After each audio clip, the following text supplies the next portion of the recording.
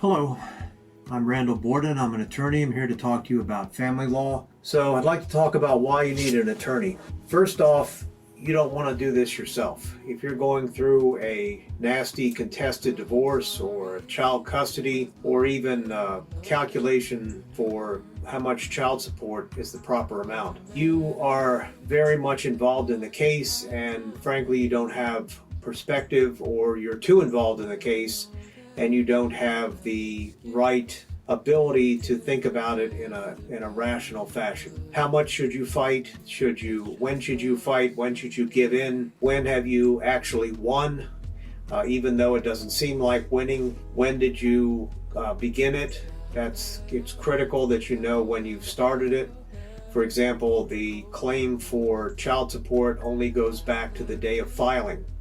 So it's very important that you know to go ahead and file the case right away, and then you can discuss how to settle it. A lot of times a parent will be giving property or money for the children, and yet it doesn't count as child support. They may buy them furniture, they may send them on trips. The court does not consider that to be child support.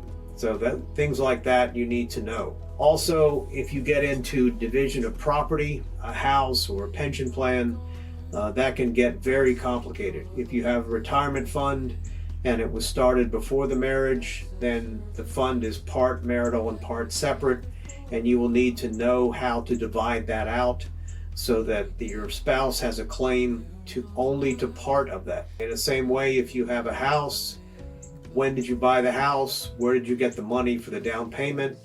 Any money that you received as a gift, you may have received as a gift the down payment from your parents, from the spouse's parents. That is typically not marital property. But as you've gone down through the years making the mortgage payments on the property, how much of it is marital, how much of it is separate, and when the divorce occurs and you're going to sell the house or divide the equity in the house, how much of it is yours 100%, how much of it is 50-50, those are the things that you need to prove. Also, the court systems are very overloaded, which means you have a limited time period to put on your case. You need a lawyer who knows that court and who knows how to put on that case in that period of time that the court is going to give you. And don't forget, it's 50% of whatever the court is going to give you. So if you have a trial that lasts 4 hours, you only have 2 hours because the other side has 2 hours. And that's 2 hours has to include opening statement, your testimony, cross-examination, any witnesses that you want to bring in, and the cross-examination of those witnesses. Then the other side goes and has their identical presentation, and then the judge cuts it off at 2 hours, at 4 hours. So 2 hours each, and then it's over. So you have to know how to compact all of your issues, all of your disputes, the important things about your children. All of that has to go into that particular time period, whether it's 1 day, 2 days, 2 hours. That's the way it has to be all put together and presented to the court. You have to know how to do that in terms of notebooks and how many notebooks. You should have the witnesses lined up, have their testimony reviewed ahead of time, know what they're going to say. Don't let them talk on forever because it'll cut into your time. If it's your witness and they go off on a tangent, that's cutting back on your time, and those are things that you cannot tell the judge. The judge won't find those important, and then all of a sudden you've used up your time. Are your witnesses important? Many times they don't have anything to say, or they're simply repeating what other witnesses have said. So you have to decide whether to put those on. And at the end of the day, you're going to get a ruling, or you're going to get a settlement. Are you happy with that? Do you want to appeal it? Do you want to continue to fight? Can you continue to fight? Have you preserved your issues for appeal? Are the issues decided in court, or are your new issues actually new issues that were not decided in court, and therefore you can bring it again? Anything you agree on in terms of spousal support, or property division, generally that's it. Once that decision is made, or once you've signed a settlement agreement, you cannot go back and look at it again. But anything relating to the children, like custody, visitation, child support, that you can go back into court, but only if it's a change of circumstances. So what is a change of circumstances?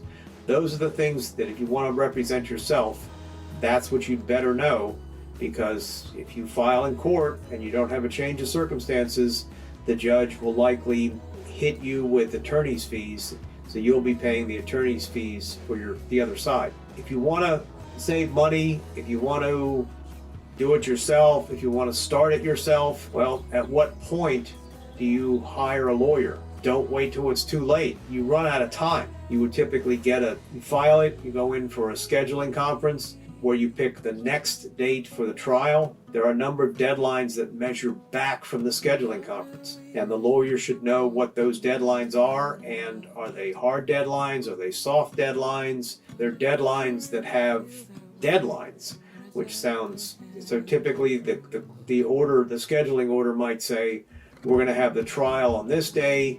30 days before the trial is the end of discovery. There's another deadline, because in order to end discovery 30 days before trial, you have to serve discovery 21 days back from that, which is basically 51 days before trial. That's not written in the order anywhere.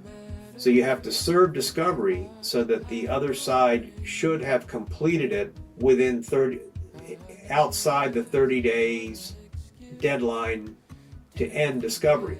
Discovery has to end 30 days, which means you have to serve discovery 21 days before that. Like I said, that's not written in the orders. That's just something you have to know. You're going to go into trial, you're going to have exhibits, you're going to have witnesses. The other side can object to those exhibits and witnesses. How do you respond to the objections? So typically in Virginia, the list of your exhibits and the list of your witnesses is due 15 days before trial. Objections are due. How do you respond? Are there any objections? Should you object to the witnesses and exhibits on the other side? And then when your trial starts, did you hire a court reporter? Should you have hired a court reporter? Should the other side have hired a court reporter? If not, can the trial go forward without a court reporter? So there's all sorts of things like that. What if your witness is out of state or out of the country? How can you get them to testify?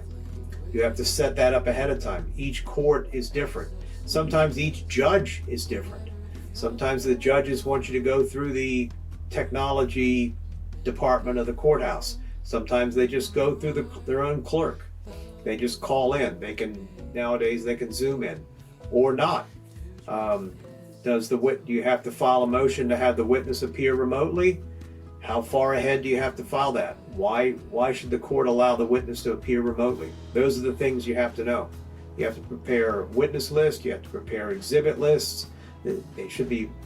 You're going to need multiple copies. They should have page numbers on them. They should have tabs on them.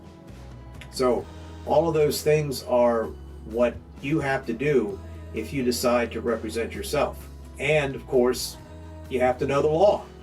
Are you entitled to custody? Are you entitled to visitation? If you are, what is a proper visitation? Of course, that depends on the age of the child. What should you ask for? What should you simply agree on? If the other side proposes a normal visitation, should you agree? Should you fight it? Again, those are all the things that you need to, if the other side makes a settlement agreement before the trial, is it a good agreement? Is it a bad agreement?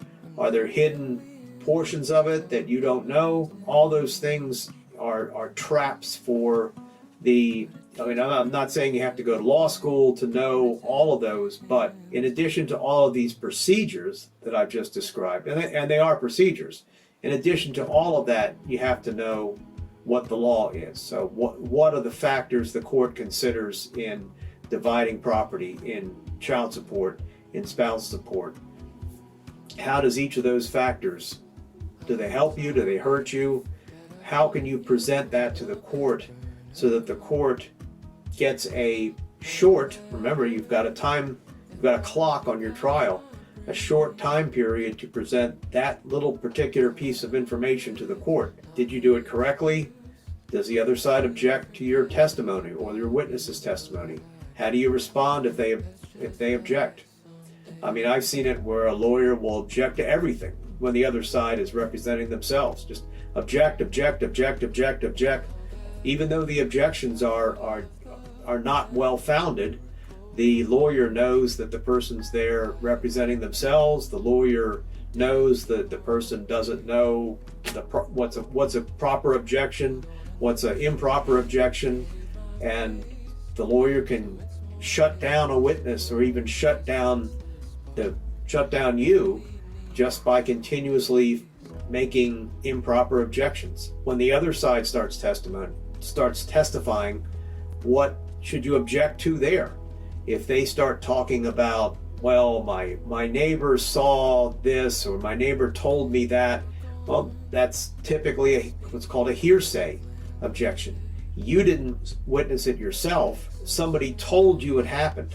That's a statement made outside of the courtroom that is told to you, and you're simply repeating that statement. So that would be it would be proper to make a hearsay objection, and it would be ruled in your favor. It would be sustained by the judge. Do you know that? Do you know how to get documents in? Do you know how to get checks in, checkbooks, bank statements, lease agreements, copies of lease agreements? Are they the original? And again, what if the other side objects? Can you respond to that properly? How do you respond? What is the proper procedure, and what is the proper law that says this is a proper way to prove I made those payments? This is my credit card statements. These are the checks the bills that I paid. How can you get that in? You can represent yourself, but you really need to know quite a lot, and you need to learn it, and you need to do everything right at every step along the way, or you could make a fatal mistake. You could make a mistake that you could never recover from. The other side could take advantage of you for not knowing, or not arguing strongly enough, or not making the proper objection at the proper time. So think long and hard about how much you save by not having a lawyer. Hope that, I know it didn't clarify anything for you, it didn't make it better, but it hopefully will focus your thoughts on what you need to do and the value that a lawyer can bring to your case. So, thank you.